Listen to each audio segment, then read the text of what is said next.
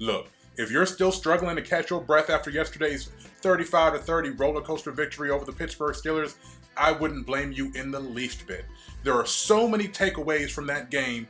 First and foremost is the fact that once again, the Cowboys proved that they are undaunted by an early deficit, coming back from a 12-3 margin late in the first quarter to absolutely turn it on and throttle the Pittsburgh defense. The Cowboys offense looked lethargic. They were getting penalties. The defense didn't look like they knew what they were doing. They were fortunate that the Steelers went for a couple two-point conversions, but on the strength of a screen pass, they turned everything around and got themselves into the game.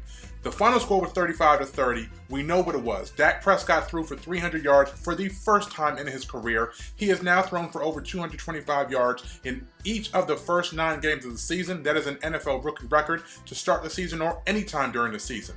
Ezekiel Elliott passed 200 yards total from scrimmage for the first time in his career. Another 3 touchdowns. That gives him 10 on the year. He is just 2 rushing yards behind Tony Dorsett for the Cowboys club rookie franchise record. In addition to that, Dez Bryant had another breakaway game. He has a bad game, he has a great game. He has a bad game, he has a great game. This game was even more important because solemnly he lost his father over the weekend, and you know that was weighing on his mind. You saw how emotional he appeared after he scored on a 50-yard touchdown bomb by Dak Prescott down the left sideline. Tank Lawrence woke up.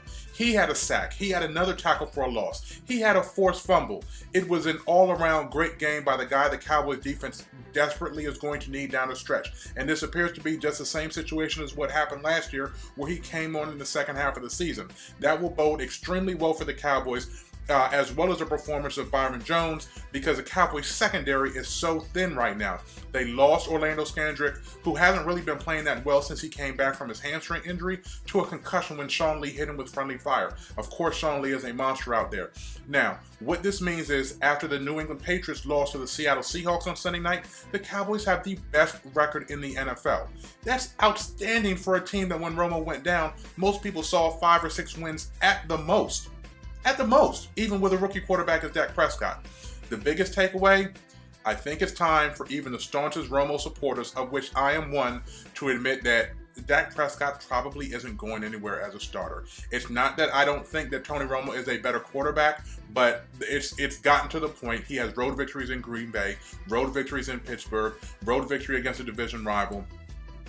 Even though he had a very bad game as far as his accuracy and ball placement, he turned it around. And that's what he's consistently doing. You saw when he did it against Philly. You saw it again in Pittsburgh yesterday. Dak Prescott is simply the truth. We've never hated on him, but again, another box checked for Dak Prescott. Incredible performance by the Cowboys, sitting at 8-1. Can't wait to see what happens when they take on the Ravens. Then they have a short week against Washington and they play against Minnesota. So that's 2 of their closest competitors in the NFC. It looks like them and Seattle are running away with the NFC. So let's see what happens. That's it for your Morning Minute. I'm KD Drummond for Cowboys Wire. Salute.